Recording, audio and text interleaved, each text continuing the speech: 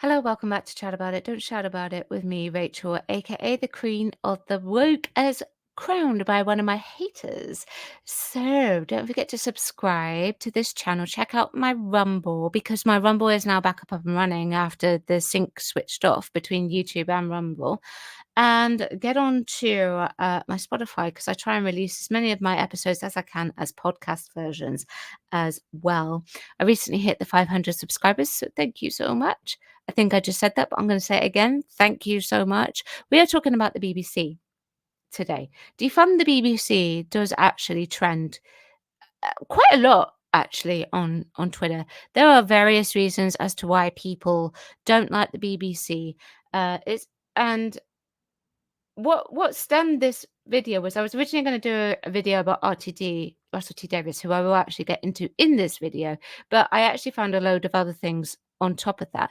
Now, I just want to quickly talk about my industry. I am an actress and voiceover artist, and we have something called the 98% and the 2%. Okay, so the 2% is theoretically is the people who are in work all the time, and the 98% are the ones who are out of work nearly all the time or just considered to be the jobbing actor, which is a horrible rhetoric to be stuck in.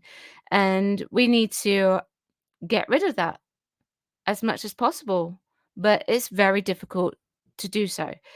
And I used to go through phases of being in the 98% and then being in the 2%, back to the 98%. It just depends on the time of year. Now, in the last year and a half, I definitely haven't been in the 2%. That's for sure. I've gone back to the 98%. That's because, in many respects, casting has changed a lot. I hate to say it, but it has. It's not a great thing to read. There are certain things in casting breakdowns that put me off applying for certain castings, and that's a shame. I won't really go into details as to what they are. It doesn't need to be explained publicly. Certainly at the moment, it doesn't need to be explained publicly. Now, I am aware there are certain things that I need to do in order to um, get out of my little rut. People will be like, well, you have a point of view channel, which may actually affect your casting. Yes, but I was already in the 98% before I actually started this channel. But yes, that would be true. I do actually have some major strong point of views that potentially could actually affect myself getting a job, particularly at a place like the Disney or even the BBC potentially. But that's just the way it is. I have a platform and I use it to express my opinion. But something happened the other day, which made people actually say defund the BBC, and it actually happened in my industry. So the BBC. So what happened was I just try and be a bit vague about that. There was this voice actress that was dropped in favor of AI, which caused the BBC to release a statement.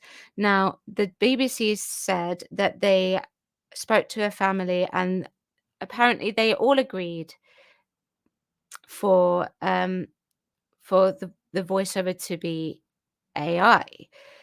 That's what the BBC said, and if that's what they said, then I've no reason to call them a liar or anything like that. But of course, people weren't happy.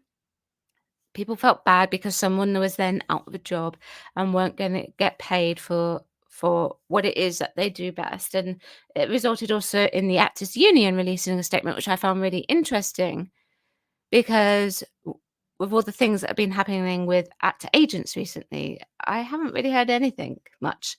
So yeah, Defund the BBC has been trending today. And if you don't know, if you live in the UK, you pay a TV license fee, which goes towards funding the BBC. And it is this was published 4 days ago. It is currently £159 a year, and it's going up by 6.6% to £169.50. per year, and that will be until 2027. And it's risen, excuse me, I'm not very good at reading charts. One sec, 2009. It's risen from 140 to the 159 in 2009 to 2004. And they had a total income in 2023 of 3.74 billion, which was 65% of the 5.73 billion of the BBC's income. And if it had increased with annual inflation every year of the past decade, it would have had an extra 1.16 billion in income. And the BBC's remaining income comes from commercial and other activities such as grants, royalties, and rental income. In exchange for the license fee, the BBC is committed to public service broadcasting. According to its royal charter, this means its mission is to act in the public interest by providing impartial, high quality, and distinctive content which will inform, educate, and entertain everyone who pays the license fee. Question to my UK viewers. Do you think that the BBC is impartial? I'm not going to say anything, but do you think they are? Do you think they are? I'm not saying anything. The license fee has been criticised for several reasons, because it's a flat rate payment, which means poorest households obviously pay what the rich would actually pay. The fee was introduced in 1946. It now has to compete with advertising funded TV channels and content such as YouTube and subscription services such as Netflix and Now TV. Now, I understand that Netflix is actually doing quite well at the moment. So BBC used to be the sole broadcaster. Now it's not. Now we have multiple channels, plus obviously all these streaming services and, as they say, online content such as YouTube. Hello. Some people ask why they should be forced to pay for the BBC if it is a service they do not use, and questions have been raised about whether non-payment of the license fee is serious enough to issue merit criminal prosecution. Yeah, that's true. You can get prosecuted if you do not pay a license fee. So the license fee has guaranteed existence until the end of December 2027. And Tim Davie, who is the Director General, said it was right to ask questions about its future in a world that is now full of choice. And BBC would proactively research how to reform the license fee post 2028. And the process will include looking at its scope and how it could be more progressive and making sure its future enforcement is fair and proportionate, Mr. Davies said. As part of this, the BBC will launch its biggest ever consultation with the audience about the future shape of the organisation.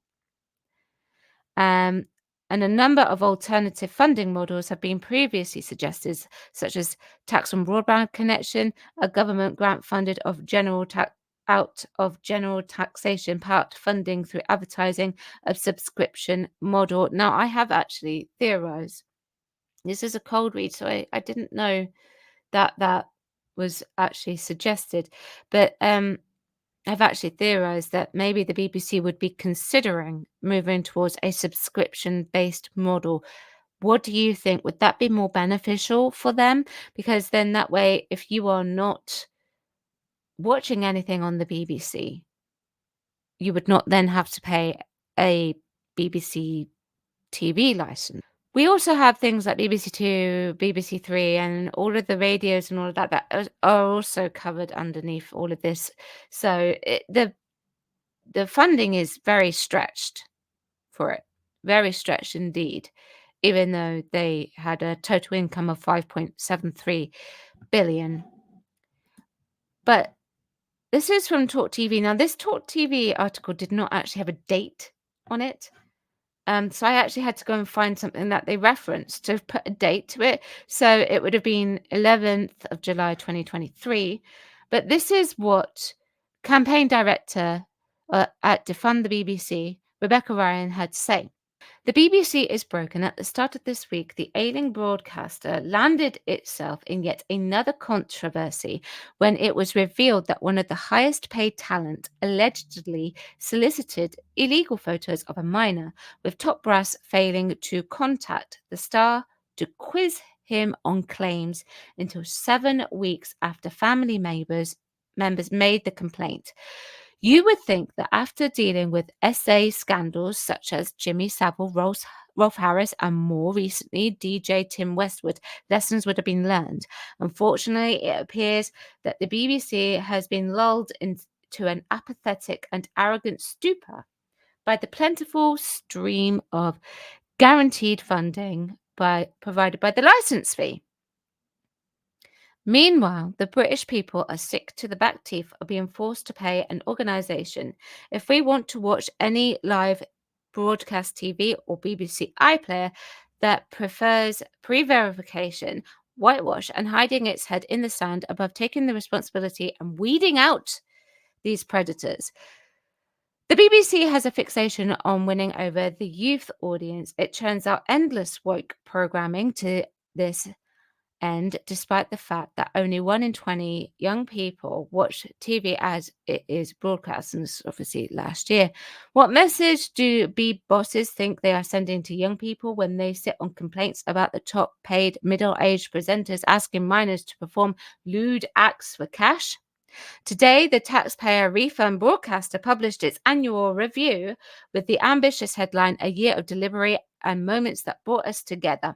Unfortunately, the true opposite is not true. Not only does the BBC not bring the British people together, it divides us at every opportunity, all while poll after poll shows that around 2/3 of Brits want the licence fee to be dropped. In Britain, when something is broken and gathering dust, we usually decide to either fix it, rehome it, or throw it in the bin. Let's throw the licence fee in the bin and see if the BBC, forced to be transparent and accountable, can find its way to a new home as a subscription service. What do you think? Should the BBC be made a subscription service? This is the annual report that they mentioned. I will link it like I link everything else. So obviously, I mentioned the Director General, Tim Davie. I'm so sorry. Tim Davie, to set out plan to radically transform the broadcaster. So, I mentioned him earlier. And let's get to so tomorrow, being the 26th, BBC Director General Tim Davie will tell the staff about his pledge to secure the future of BBC via messages including a drive for the more profitable partnerships, like the broadcaster's recent coupling with Disney on Doctor Who, which we will get to in a minute, because this is really what sparked the whole entire video, was what Russell T Davies was saying about Doctor Who. There are plans to radically transform and renew the BBC, which leaves both jobs and the corporation's output under threat. The broadcaster may have to axe a number of expensive, if long-running programs, not to mention its array of TV and radio channels, which could be canned in favour for online-only content.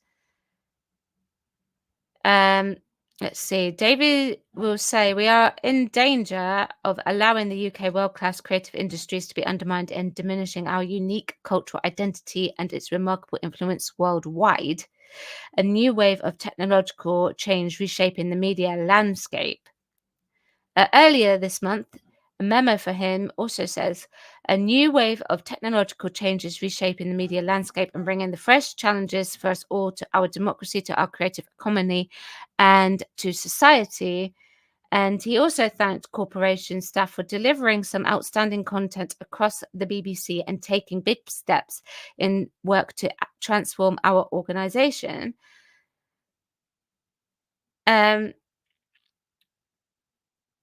So they're looking at obviously making changes to the potential licensing of the fee and how they're going to go about it. The thing is, people don't want it. And I think this is also what is probably creating a lot of juxtaposition and tension. So let's see what RTD actually says. Speaking on the television podcast they like to watch, the showrunner talks about the co-producing with Disney, it means that its survival doesn't require the continued existence on the BBC. You've got to look in the long term at the end of the BBC, which is undoubtedly on its way in some shape or form. Is Doctor Who going to die then? No, you've got to prepare for that kind of stuff. The lack of lavish BBC budgets is another reason that Davies claims Doctor Who future requires involvement from Disney, particularly in the world where high budget productions are increasingly the norm, as Doctor Who needs to be up there with the big hitters. If Disney collapsed tomorrow and we had to go back to making Doctor Who on a normal BBC budget, you know what? We'd all rally around and make it, and suddenly the stories would become claustrophobic ghost stories. No, they won't. No, they won't. I think in this case, the injected volumes of cash has broadened the special effects and the CGI excitement as opposed to storytelling. But I guess we'll see when it comes to the next series. That's just a theory I've got. A lot of people would like that very much. So I'm not saying you have to have it happen, but while it is happening elsewhere, I think it's unfair that it doesn't happen to Doctor Who. But the thing is, you can say that it's 2024, and Disney have funded 2 series of it. So if Disney decide that it's not working, they're off. So it either goes back to the BBC budget or it gets axed altogether. So I guess it depends what they do with these 2 series. But I mean, I heard the rumor that it was going out anyway after Jodie's era, that they were gonna get it and chop it, put it on the cutting block. I actually think in some respects Doctor Who needs to take a little break anyway. That's what I think, and then come back refreshed. So yeah, so that's what he said. So he's theorizing. Whether or not he's had any coaxing by other powers to say that, I don't know. Wouldn't like to say. But of course, it's very clear that people are not happy with the BBC. BBC have also been blasted for abandoning, and this is yesterday, this was published, 29th of March, for abandoning Christianity over controversial Easter schedule decision. So it has been accused of abandoning Christianity for not broadcasting the traditional Easter service. And let me just say, okay, so here we go. I found what I was looking for. Andrea Williams, the chief executive of Christian Concern, told the Telegraph that the BBC's motto, "Nation shall speak peace unto nation," is a biblical in origin. The more the BBC seeks to forget and minimalize the primary role of Christian faith shaping this nation, the darker things will become. Easter reminds us of Christ's victory over death, which is a good news message for us all. Now, obviously, the BBC remains impartial, but by and by, I kind of understand where this is coming from. Easter is a religious holiday. It is based on biblical stories and Christ being resurrected from the dead, and naturally, you would expect BBC and even other TV channels to perhaps broadcast something with regards to this. But instead of doing the BBC One, King's Easter College service, which has been shown since 2010, according to this article, they're going to be doing other things on other BBC channels. So for Christians, they're now mad at that. So I will link it. Okay, I will link this below. And also what's got them angry is where is it? Alice Roberts, who is a confirmed atheist and humanist campaigner, will be on the Good Friday edition of Desert Island Discs rather than a Christian figure. And she's refusing to take a Bible and the complete works of Shakespeare with her. So There you go. Um, I I find this quite amusing, the complete works of Shakespeare with her, but I understand, if she's an atheist, of course she's not gonna wanna take, the Bible with her, but, of course, it's been trending on Twitter as well. Um, so here we go. Defund the BBC, defund the I'm assume an average working person in the BBC's eyes would be deemed a higher rate payer. The license fee needs to be abolished. There's no place for it in this day and age. Of course, it's with reference to all the other services that we actually have access to now. BBC was, and that's in relation to BBC blasted for monstrous plans for progressive TV license fee. Always fun to watch the BBC getting burned for hypocrisy. Thank you, Mr. President. BBC cultist calls everyone who disagrees with her non-human and calls for a purge. Defund the BBC. There's another defund the BBC. The BBC was captured by the left long ago. And this quote from Elon Musk: with rare exception, almost the entire legacy media industry is a politically far left cheering squad, from Elon Musk. Overpaid, overrated, interrupting, gurning, Brexit hating, pointless and Boris and cake obsessed, Guardian reading, insufferable, out of touch, champagne, socialist. Gosh, that was a word salad. That's of course Laura Kussenberg. Kussenberg. Oh gosh, I can never say her name. I'm sorry, I butchered the name. And then it's various ones. No, talking about Doctor Who there. Yeah, so various things. There was one that grabbed my attention. Which one was it? A bit further down.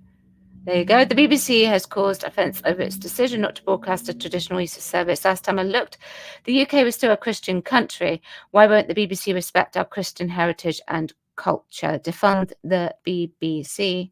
More and more people do not want to broadcast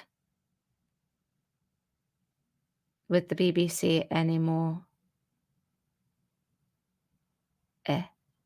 So people do not want to pay the license fee anymore. They would rather move to a subscription service or even a pay-per-view service, depending on what you would like. But yeah, do you think the BBC, since things have changed, needs to be defunded? Let me know what you think. Chat about it, don't shout about it. Subscribe to the channel and check out all of my social media. And I'll see you in the next video. Thank you very much for watching.